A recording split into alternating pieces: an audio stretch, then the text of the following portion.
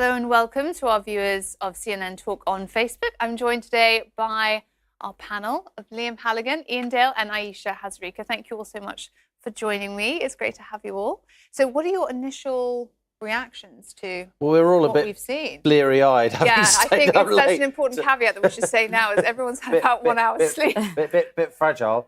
But, it's a huge story. We're not usually interested in elections to the European Parliament to any significant degree. But at the moment we are. The Brexit Party won in the UK. They've only been around for about 6 weeks. But across Europe, really, these elections were obviously in all 28 EU member states.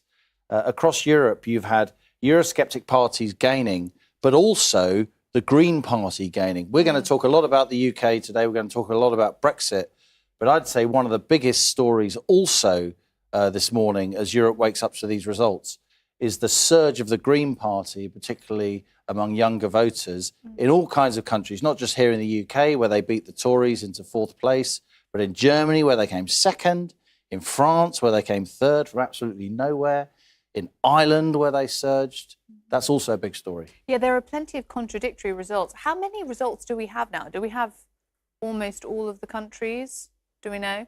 Getting kind of I think we've got all. Northern Ireland has still got a few to declare in this country. I think. Well, Scotland, we know the result. They haven't finalised the count because the Western Isles can't count on a Sunday for religious reasons. That's an interesting fact. But we know what whatever they count, it won't affect the Scottish result. But Northern Ireland, they have a different electoral system. So they're counting today. See, that's another point, is that even though all the member states are participating, they can choose their own ways in which to elect their MEPs. We have the de Hont system, which, if you could just explain it to our viewers, Bianca, would be really grateful. I don't want to deprive you of the talk, so take it away. Very good. No, can't do it.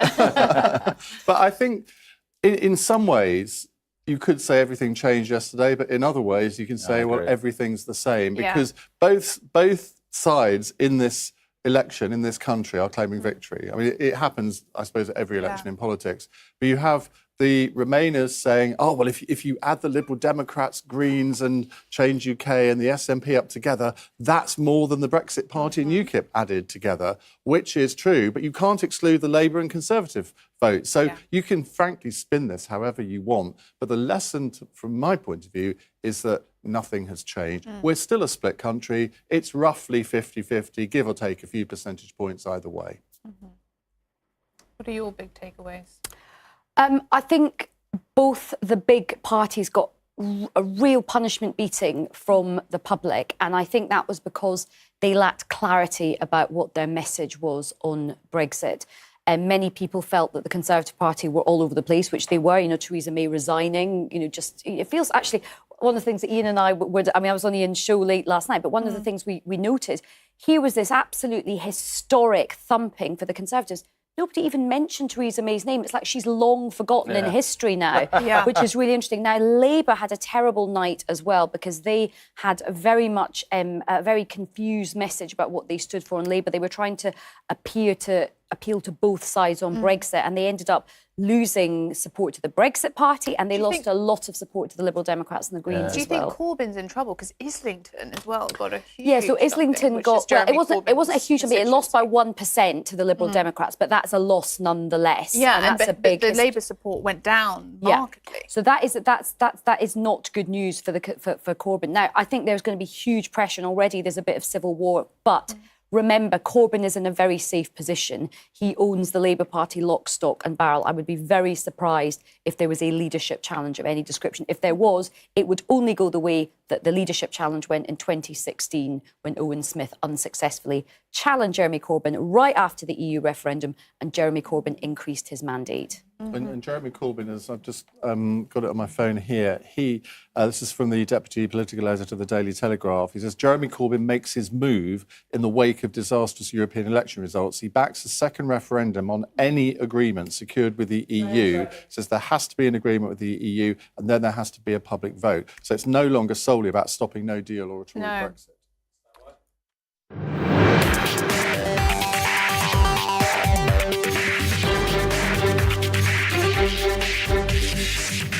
Hello and welcome to CNN Talk. I am Bianca Nobilo in London, filling in for the one and only Max Foster. And I'm joined today by our panel, Liam Halligan, Ian Dale and Ayesha Hazarika. Thank you for joining us. Today, we're going to be talking about the European elections. Results are still trickling in, but we have an overall picture of what's happened. So the question today, European elections, who are the winners and who are the losers? As always, we want your thoughts. Let's get to that in a second. But first of all, let's take a look at the events over last night. Well, the votes are in for the biggest multi-country election in the world. The Grand Coalition that comprises the center-left and center-right has lost seats. Italy's anti-immigrant League, the party of the Deputy Prime Minister Matteo Salvini, was leading the Italian vote. Marine Le Pen winning substantially. Today, we're giving France back to the French people. Nigel Farage's new Brexit party came out on top. If we don't leave on October the 31st, then the scores you've seen for the Brexit party today will be repeated in a general election. Lots of gains for the Eurosceptics, but also for the Greens, who are on track to become the fourth largest party in the European Parliament. The people in Europe have voted for climate protection and for European solidarity. The political landscape here in Europe is changing in a way that few saw coming. The themes that are emerging from these results of the European elections, which is the second biggest election worldwide, the biggest multi-country election in the world, are painting a somewhat contradictory picture. But we'll get into all of that. You can also check out our podcast. You can search CNN Talk to find us on Apple Podcasts or on your favourite podcast provider. OK, let's have your thoughts. Liam, who do you think are the winners and who are the losers?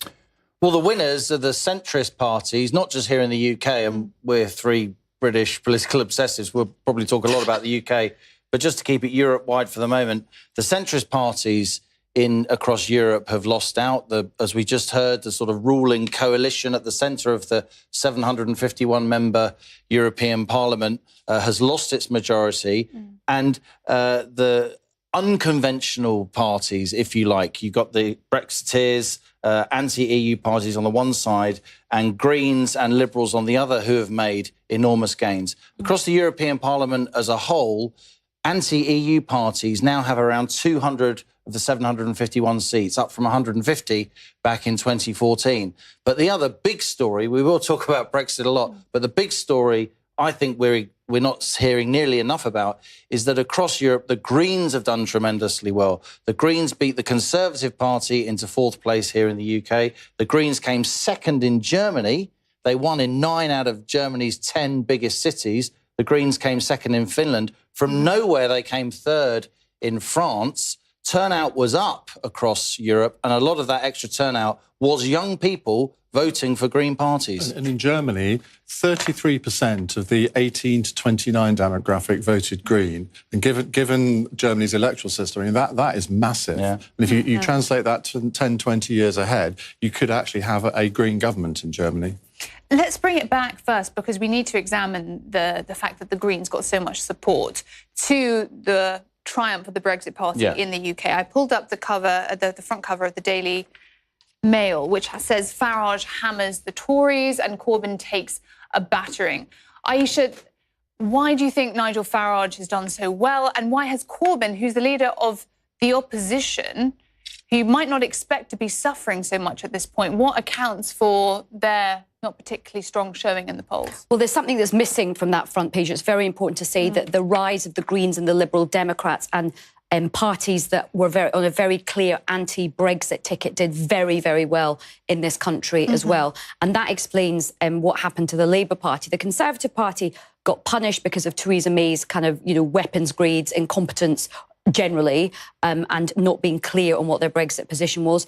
The Labour Party got hammered because it was trying to face in two directions on Brexit. It was trying to be all things to all people, and it pleased none. So its policy was called constructive ambiguity. It ended up being destructive ambiguity because we lost a certain amount of support to the Brexit Party, but we lost a bigger chunk of support to very clearly anti-Brexit parties. The SNP in Scotland, Plaid Cymru in Wales, the Liberal Democrats, and the Green Party in the United Kingdom, and a new party called Change UK who didn't do particularly well.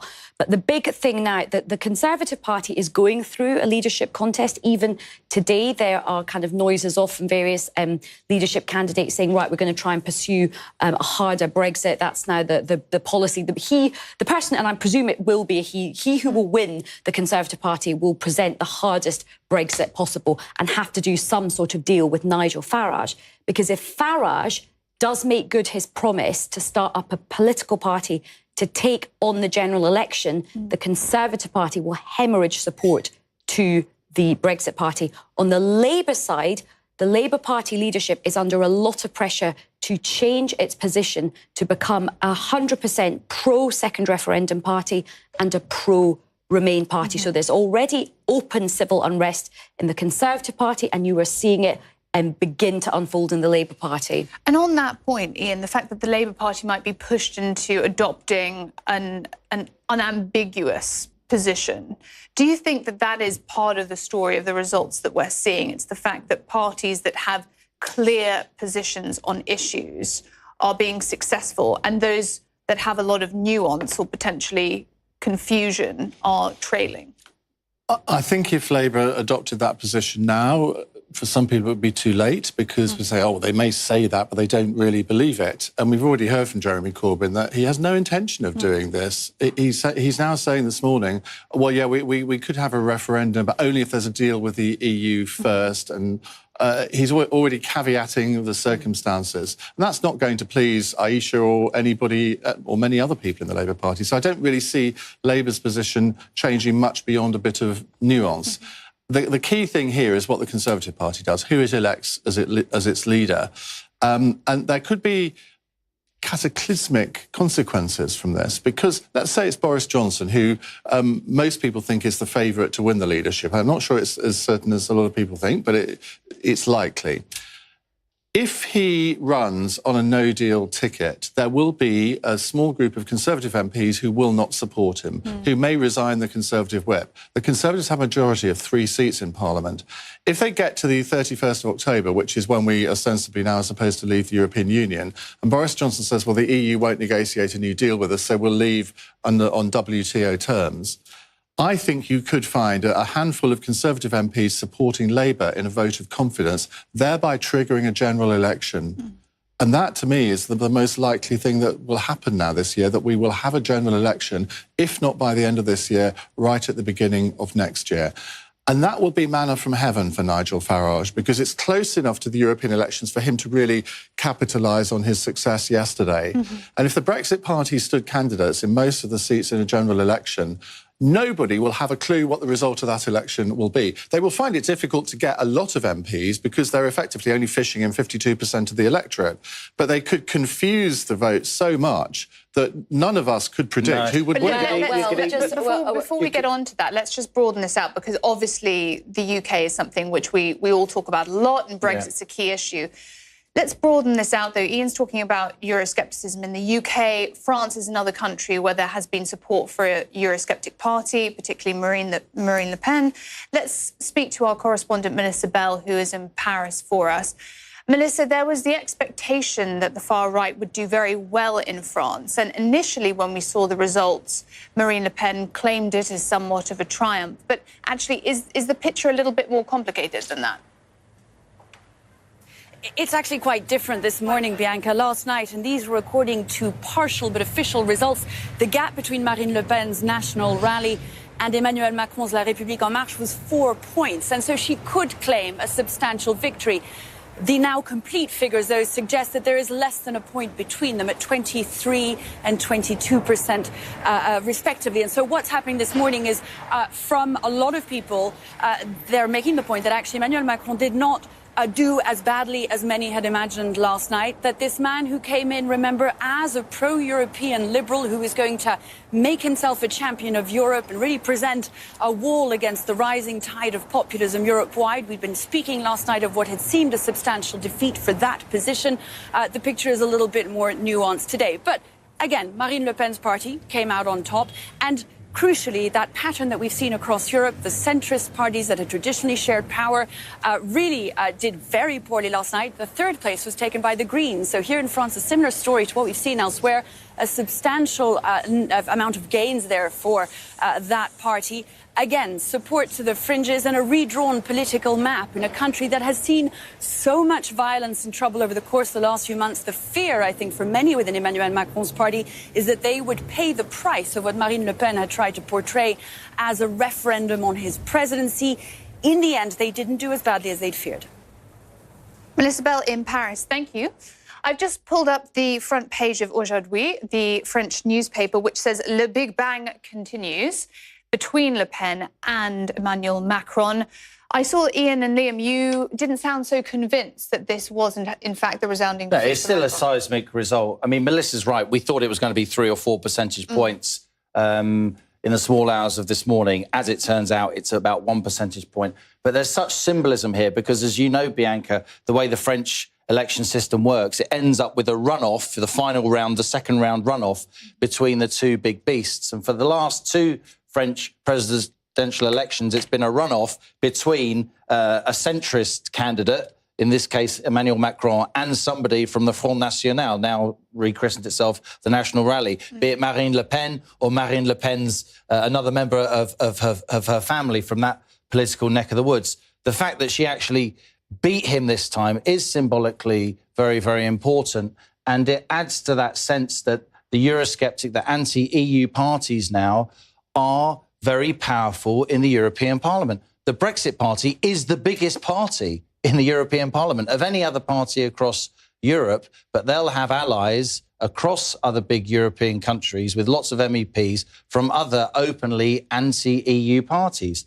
And that will make it a lot more difficult for the centrist bloc in the European Parliament to actually get their business through.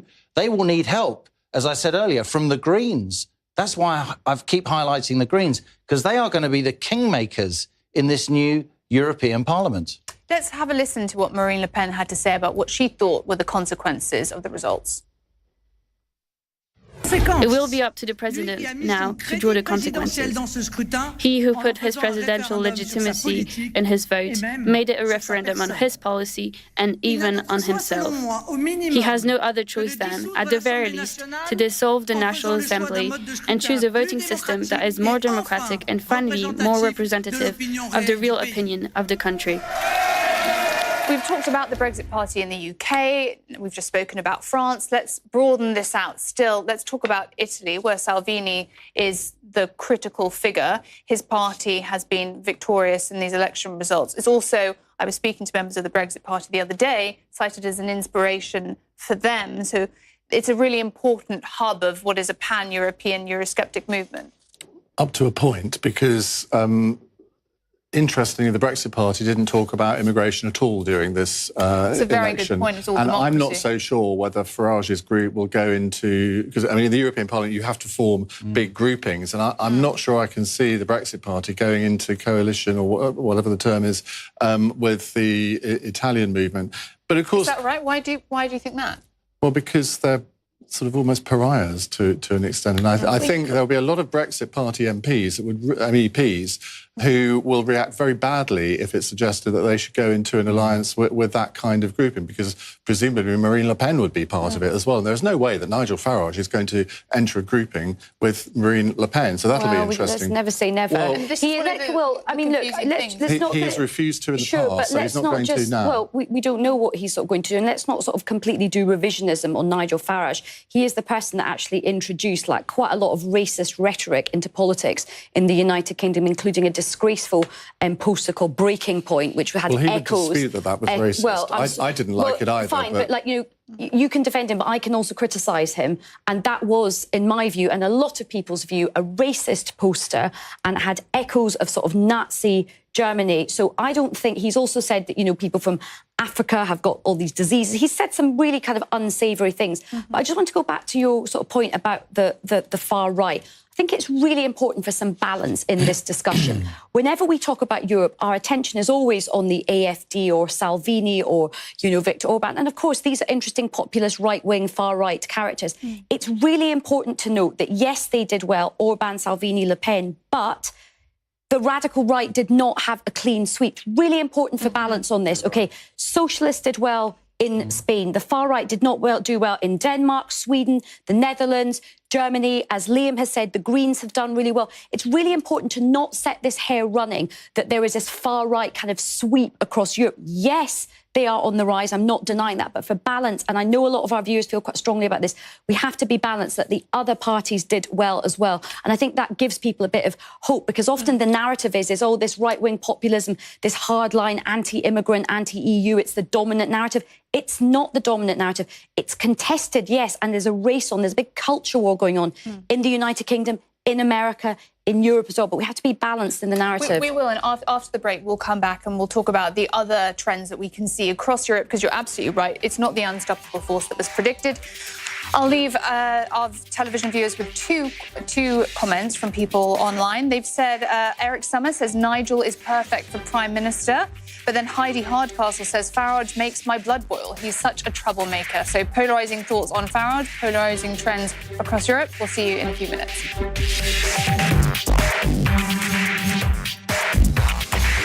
Reconciled when you've got a European Union which already has all these member states to try and balance the interests of, and then you've got a big Eurosceptic movement, a big Europhile, liberal, but this is where I think you have to integrationist. Differentiate between Euroscepticism and far right. I don't think it is right to lump the Brexit Party in with Salvini, with Le Pen. There are big differences there. If you look what do you see as the biggest differences? I think if you look at the policy platform of the Brexit Party is very simple. Just get out of the EU. They didn't have any other policies. And a lot of their support came from the left, not just the right. So I don't think you can characterise the Brexit Party as a far-right party. Well, I think it's also worth saying that, AfD... I mean, I agree with Aisha completely. That's why the 3 times I've spoken so far, I've mentioned the Greens at the beginning of everything that I've said. So I'm not going to accept that this discussion hasn't been balanced. AfD went from 7% in 2014 to 11% last night. That's less than they expected, right? That's less than they expected. I analyse German politics closely, as I know my colleagues do, and I thought they'd do a bit better than that. And I think that's because of all the parties that we've mentioned, I think the AfD are the one that you can fairly characterise as far right. They're not even Eurosceptic. Because they actually want to deport people, right? The Brexit Party don't want to deport people. UKIP don't want to deport people.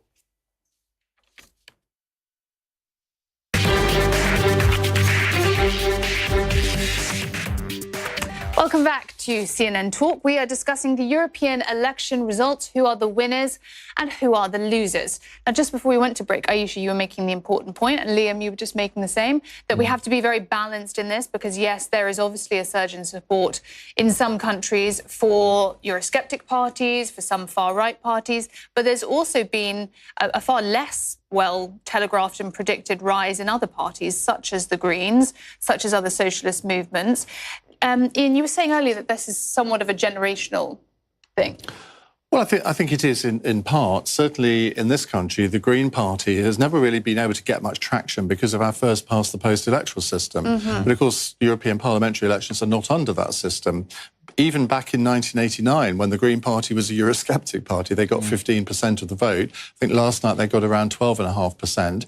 But they more than doubled their number of MEPs from 3 to 7, which, I mean, OK, it doesn't sound a lot, 7, but that is quite seismic for this country. And it'll be very interesting to see how the Greens can build on that in future years, because when they've had these breakthroughs before, they've never really taken it to the next stage. But I sense that they might do that this time. In terms of, I mean, you said about socialist parties. I mean, you look at France, though.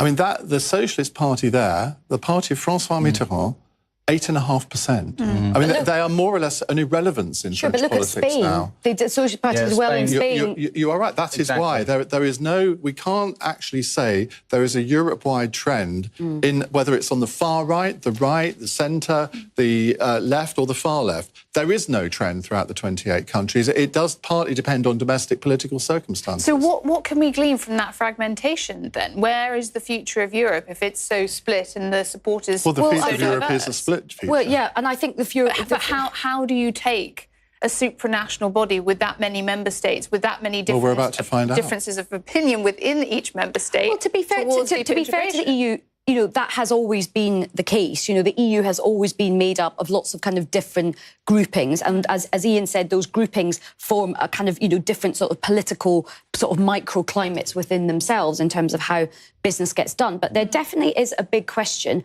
about how the EU moves forward. Remember, there's going to be very important elections coming up for the Commission that could sort of shape, Elections for the Commission, they're appointed. Yeah, but some of the new groupings will have a bit of a kind of say over No, they don't. Not in the appointment of commissioners, they don't. But there are going to be some changes.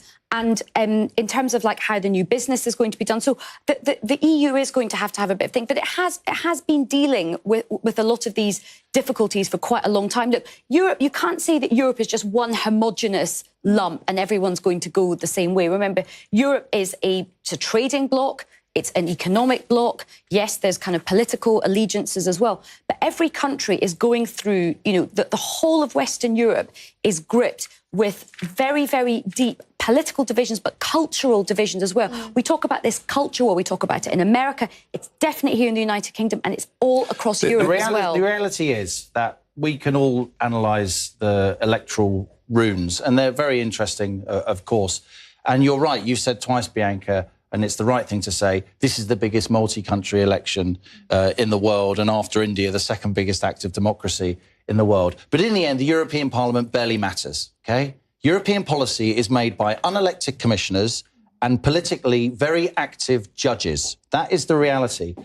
And as you get more, they get a veto on something called qualified majority voting, which means they don't actually have a veto. They do. As you get, not under qualified majority voting. That's a completely false myth to perpetuate that member states don't have autonomy over there. That's nonsense. As more anti-EU parties get elected, that's apart from the massive rise of the Greens, which I've alluded to a number of times. The really big trend here, amidst the fragmentation, is that you now have 200 anti-EU MEPs, whereas in 2014 you had 150. This is out of 750, so they're not a majority, but they're a big bloc, and they're making a lot of noise. And I think they're going to cause a lot of trouble for the European Union in general and the European Parliament in particular. And turnout is up massively across Europe. Turnout is up to some degree here. It's still quite low. But as we get more and more interest in the European Parliament and how European law is made, I'm afraid, I think, while the Liberal wings and the Greens will carry on getting more votes, I think the anti-EU vote is going to build over the next 5 to 10 years. I think that's quite interesting that if you look at the different groupings, yes, the two big blocs, the centre-right and left, and the socialists in the European Parliament have suffered losses. But you look at the Liberal grouping, the ALDE, they have gained massively. Yeah. And this is a real centrist grouping, and very sort of Europhile, probably in favour of a political union as well. But their vote actually increased. The number of seats that group has got has increased. And so, unfortunately, we're going to hear a lot more from Guy Verhofstadt over the next 5 years. The other for pro-Europeans like myself, the good news is with all of these sort of anti-EU MEPs like the Brexit party, Nigel Farage, I spoke to one of them at length last night. I don't think they're going to cause too much trouble because they've said to me they're hardly going to turn up. And if they take a leaf out of Nigel Farage's book, they're the laziest people on this planet, where they basically don't even turn up. They take the cheque and they spend most of the time in a TV or a radio studio doing other jobs in this country. I don't think you can accuse Nigel Farage of being lazy. Well, he's certainly lazy as an MEP. Well, he barely scratches himself in there. Just because he doesn't vote doesn't mean to say he doesn't do anything. Who are the kingmakers going to be there? Being an MEP. As Liam said, they turn up, they'll make a lot of noise. Somebody said to me last night, they'll turn up, they'll do the protocol, and then they'll all come back here to run their businesses. Yeah, but I don't think... I know what you mean, Aisha, and there's a certain healthy scepticism of all of us making sure politicians are on their toes and turn up to work. I'm with you on that.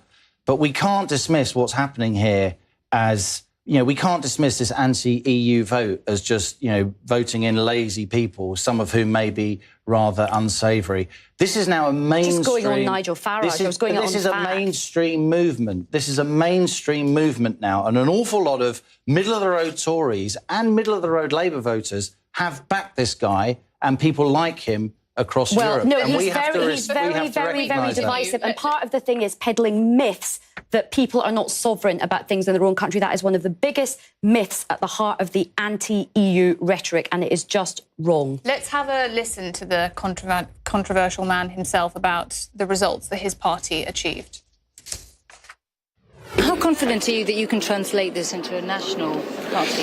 That'll depend. To a large... I mean, the answer is yes, we can. How successful it will be will depend to a large extent on whether we leave on October the 31st. Just as March the 29th became seared in people's minds as this big, important date, October the 31st is the same. To those who say you're a one-message man, what's your answer? Most important message we've discussed in this country for over 300 years.